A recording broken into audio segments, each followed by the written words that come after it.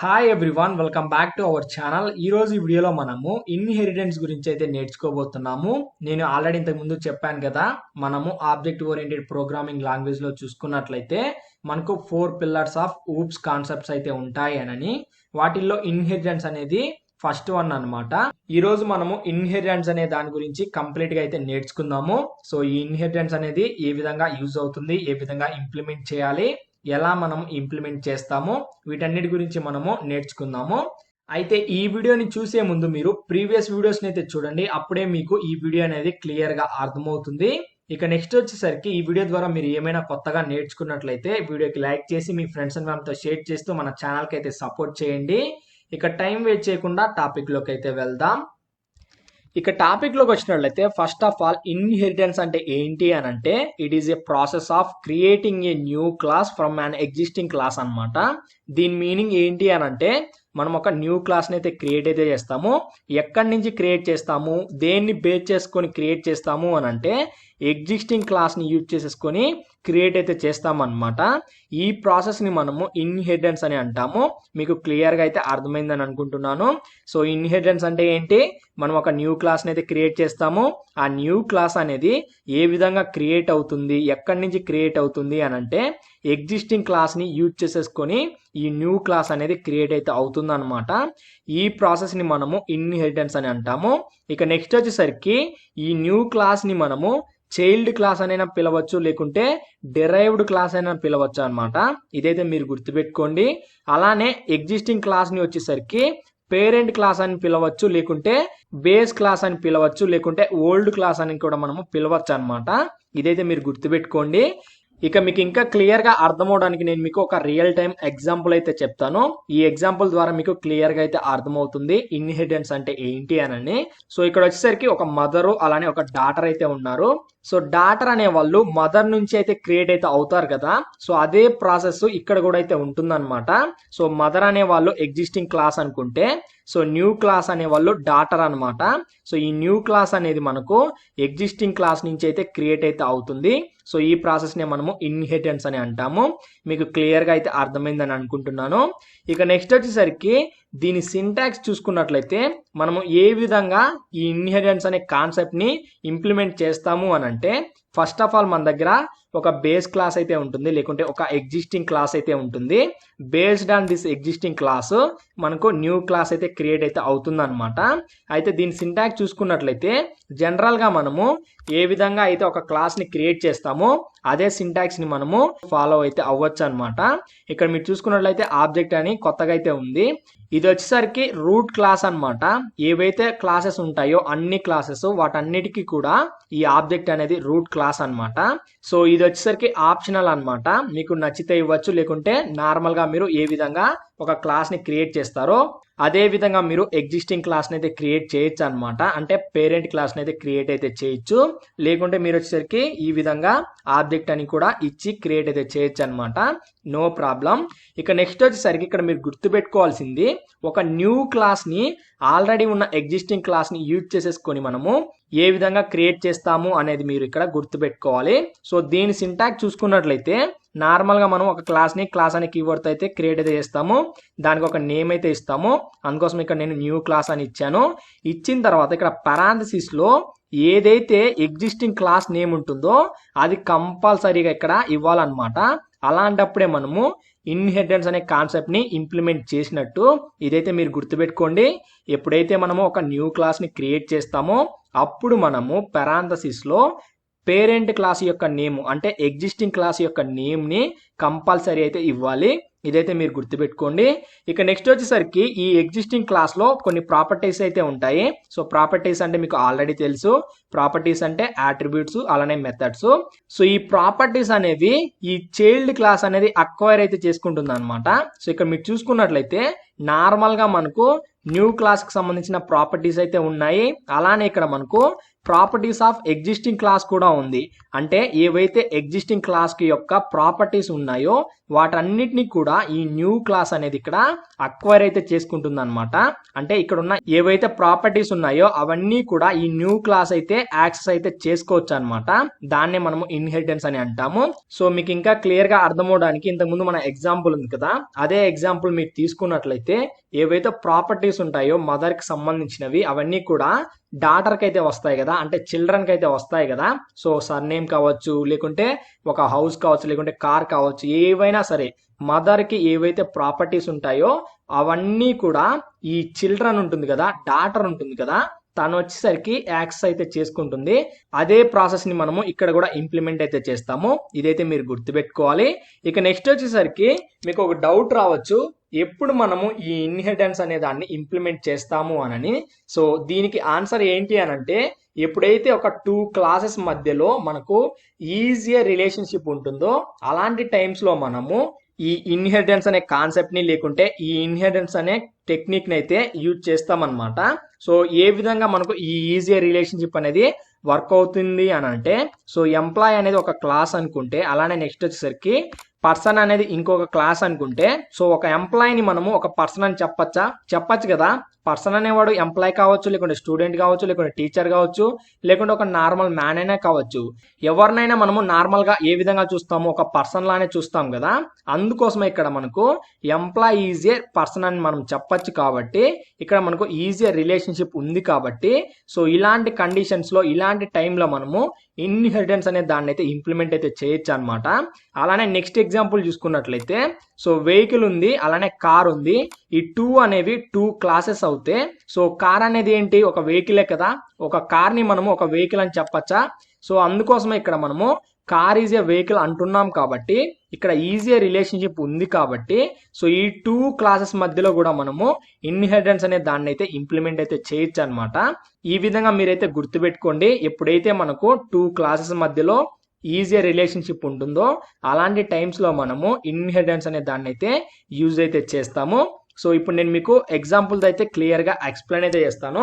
So అందుకోసం నేను వచ్చేసరికి ఫస్ట్ ఆఫ్ ఆల్ నార్మల్ గా నేను ఒక క్లాస్ ని ఏ విధంగా క్రియేట్ చేస్తానో అదే విధంగా పర్సన్ అని ఒక క్లాస్ ని అయితే క్రియేట్ అయితే చేస్తున్నాను. ఇంతకు ముందు నేను చెప్పినట్టు మీకు అవసరమైతే ఆబ్జెక్ట్ అని ఇవ్వండి, లేకుంటే ఇవ్వకుండా ఏం కాదు. ఇది మ్యాండేటరీ ఏం కాదు, ఆప్షనల్ అన్నమాట. ఇప్పుడు నేను వచ్చేసరికి ఇక్కడ కొన్ని ఆట్రిబ్యూట్స్ అయితే డిఫైన్ అయితే చేయాలి అనుకుంటున్నాను. అందుకోసం ఇక్కడ నేను కన్స్ట్రక్ట్ అని అయితే యూజ్ అయితే చేస్తున్నాను. యూజ్ చేసిన తర్వాత ఫస్ట్ ఆర్గ్యుమెంట్ మనకు సెల్ఫ్ ఉంటుంది కాబట్టి ఇక్కడ నేను నేమ్, అలానే నెక్స్ట్ వచ్చేసరికి అడ్రస్ అని 2 ఆట్రిబ్యూట్స్ అయితే తీసుకుంటున్నాను. ఇక్కడ మీరు గుర్తుపెట్టుకోవాల్సింది ఏంటి అని అంటే, ఏవైతే కామన్ ప్రాపర్టీస్ ఉంటాయో వాటిని మనము పేరెంట్ క్లాస్ అంటే ఎగ్జిస్టింగ్ క్లాస్ లో డిక్లేర్ అయితే చేస్తామన్నమాట. ఫర్ ఎగ్జాంపుల్ గా మీరు ఒక పర్సన్ ని తీసుకున్నా, లేకుంటే ఒక ఎంప్లాయీని తీసుకున్నా, లేకుంటే ఒక స్టూడెంట్ ని తీసుకున్నా, లేకుంటే ఒక టీచర్ ని తీసుకున్నా, వీళ్ళందరికీ కూడా ఏముంటాయి, కామన్ గా నేము, అలానే అడ్రస్, అలానే ఏజ్ ఉంటాయి కదా. సో అలాంటి వాటిని మనము ఏదైతే పేరెంట్ క్లాస్ ఉంటుందో, లేకుంటే ఏదైతే ఎగ్జిస్టింగ్ క్లాస్ ఉంటుందో అందులో మనము డిక్లేర్ అయితే చేస్తాం అనమాట. అందుకోసమే నేను ఇక్కడ డిక్లేర్ అయితే చేస్తున్నాను. సో డిక్లేర్ చేయాలి అని అంటే మనకు అట్రిబ్యూట్ డిక్లరేషన్ ఏ విధంగా సెల్ఫ్, అలానే నెక్స్ట్ వచ్చేసరికి వేరియబుల్ నేమ్ ఇచ్చిన తర్వాత ఆర్గ్యుమెంట్ నేమ్ అయితే ఇవ్వాలి కదా.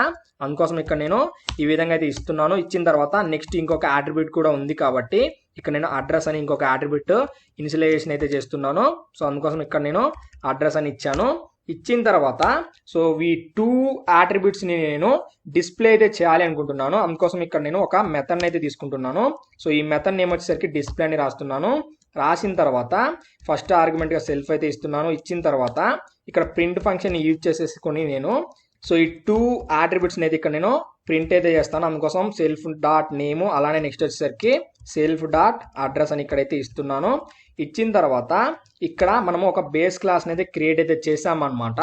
ఇక నెక్స్ట్ వచ్చేసరికి మనం ఒక చైల్డ్ క్లాస్ ని క్రియేట్ అయితే చేయాలి.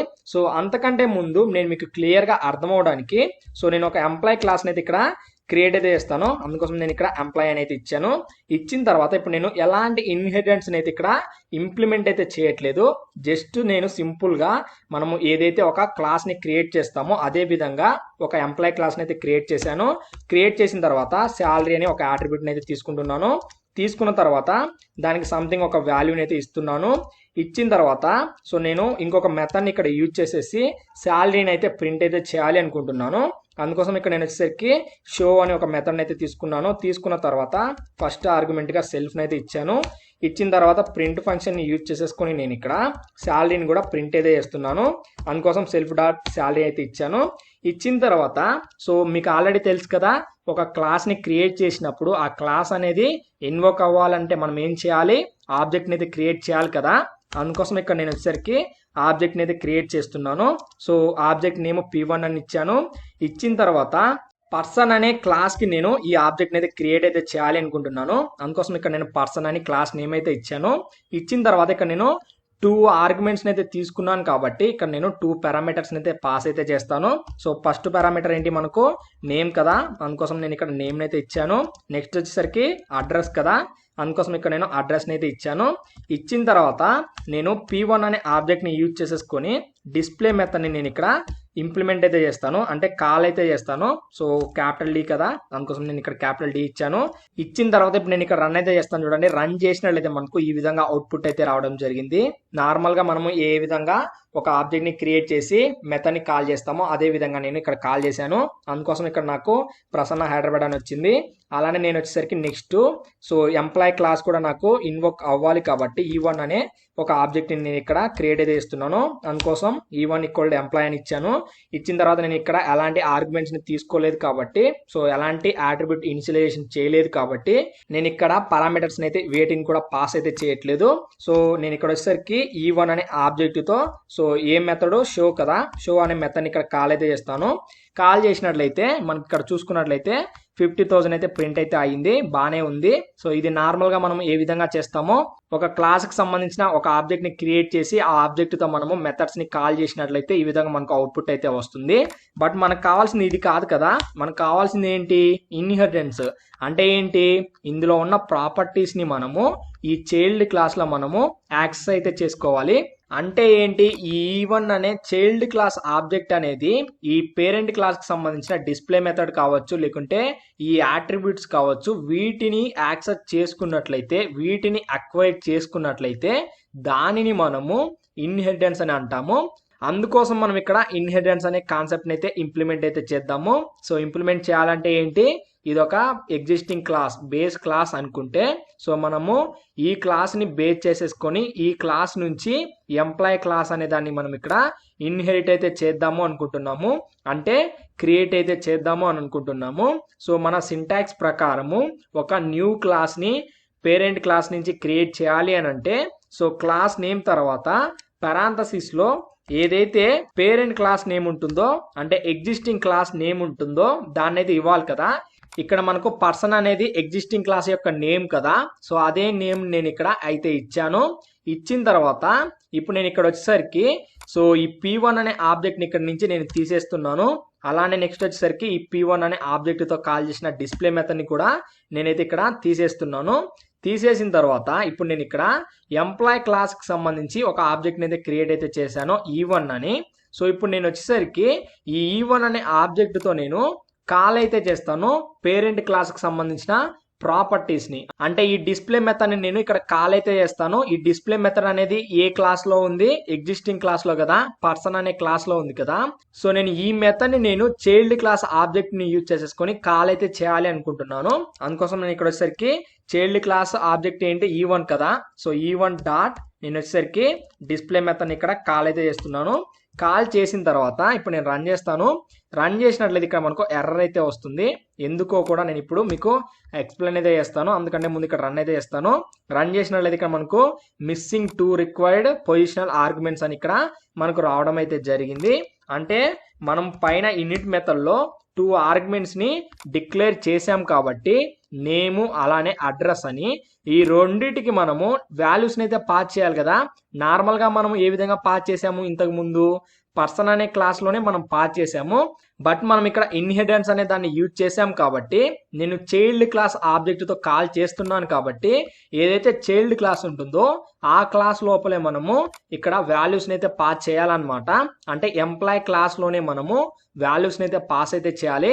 ఇక్కడ 2 ఆర్గ్యుమెంట్స్ ఉన్నాయి కాబట్టి నేమ్ అడ్రస్ అని, ఆ 2 ఆర్గ్యుమెంట్స్ నేను ఇక్కడ పాస్ అయితే చేస్తాను. సో ఫస్ట్ వచ్చేసరికి ఇక్కడ నేను నేమ్ అయితే ఇచ్చాను. ఇచ్చిన తర్వాత నెక్స్ట్ వచ్చేసరికి ఇక్కడ అడ్రస్ని కూడా ఇస్తున్నాను. ఇచ్చిన తర్వాత ఇప్పుడు రన్ చేస్తాను చూడండి. రన్ చేస్తే మీకు క్లియర్గా అయితే అర్థమవుతుంది. ఇక్కడ మీరు గుర్తుపెట్టుకోవాల్సింది ఏంటి అని అంటే నేను పేరెంట్ క్లాస్కి సంబంధించిన ఎలాంటి ఆబ్జెక్ట్ని క్రియేట్ అయితే చేయలేదు. మీరు గుర్తుపెట్టుకోండి. నార్మల్గా మనము ఒక క్లాస్ని ఇన్వోక్ చేయాలి, ఎగ్జిక్యూట్ చేయాలి అని అంటే దానికి సంబంధించిన ఒక ఆబ్జెక్ట్ని క్రియేట్ చేయాలి కదా. బట్ నేను ఇక్కడ వచ్చేసరికి చైల్డ్ క్లాస్కి సంబంధించిన ఆబ్జెక్ట్ని క్రియేట్ చేశాను E1 అని. ఈ E1 అనే ఆబ్జెక్ట్తో నేను పేరెంట్ క్లాస్కి సంబంధించిన ప్రాపర్టీస్ని అయితే కాల్ అయితే చేశాను. అంటే డిస్ప్లే మెథడ్ని అయితే కాల్ చేశాను. కాల్ చేసినట్లయితే నాకు ఇక్కడ ప్రసన్న హైదరాబాద్ అని ప్రింట్ అయితే అయింది. ఇక్కడ ఇంకొకటి ఏంటి అని అంటే ఈ చైల్డ్ క్లాస్ ఆబ్జెక్ట్ అనేది ఈ యాట్రిబ్యూట్స్ని కూడా ఇక్కడ యాక్సెస్ అయితే చేసుకుందనమాట. అందుకోసమే కదా ఇక్కడ మనకు ప్రింట్ అయితే అయ్యాయి ప్రసన్న హైదరాబాద్ అని. మీకు క్లియర్గా అయితే అర్థమైందని అనుకుంటున్నాను. ఇది వచ్చేసరికి బేస్ క్లాసు, ఇది వచ్చేసరికి చైల్డ్ క్లాసు. నేను వచ్చేసరికి చైల్డ్ క్లాస్ని యూజ్ చేసేసుకొని పేరెంట్ క్లాస్కి సంబంధించిన ప్రాపర్టీస్ అంటే పేరెంట్ క్లాస్కి సంబంధించిన యాట్రిబ్యూట్స్ కావచ్చు, అలానే మెథడ్స్ కావచ్చు, వాటిని నేను ఇక్కడ చైల్డ్ క్లాస్ని యూజ్ చేసేసుకొని యాక్సెస్ అయితే చేశాను. ఎందుకు అనంటే ఎంప్లాయ్ కూడా నేమ్ అడ్రస్ అనేవి ఉంటాయి కదా. సో అవనేవి కామన్ కదా, ఎంప్లాయ్ కావచ్చు, లేకుంటే స్టూడెంట్ కావచ్చు, లేకుంటే పర్సన్ కావచ్చు. అందుకోసమే ఇక్కడ నేను మళ్ళీ అయితే డిక్లేర్ అయితే చేయలేదు యాట్రిబ్యూట్స్ని. డైరెక్ట్గా ఇక్కడ ఉన్నాయి కాబట్టి పేరెంట్ క్లాస్లో వాటినే నేను యాక్సెస్ అయితే చేసుకున్నాను. ఎలా యాక్సెస్ చేసుకున్నాను అని అంటే యూజింగ్ ఇన్హెరిటెన్స్ అనమాట. సో మీకు క్లియర్గా అయితే అర్థమైందని అనుకుంటున్నాను.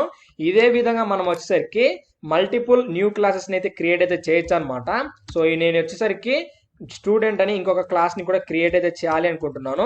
పేరెంట్ క్లాస్ నేమ్ ఇవ్వాలి కదా, అందుకోసం నేను ఇక్కడ పర్సన్ అని అయితే ఇచ్చాను. ఇచ్చిన తర్వాత నేను ఈ క్లాస్లో ఎలాంటి ఇంప్లిమెంటేషన్ అయితే చేయట్లేదు, అందుకోసం పాస్ అయితే ఇచ్చాను.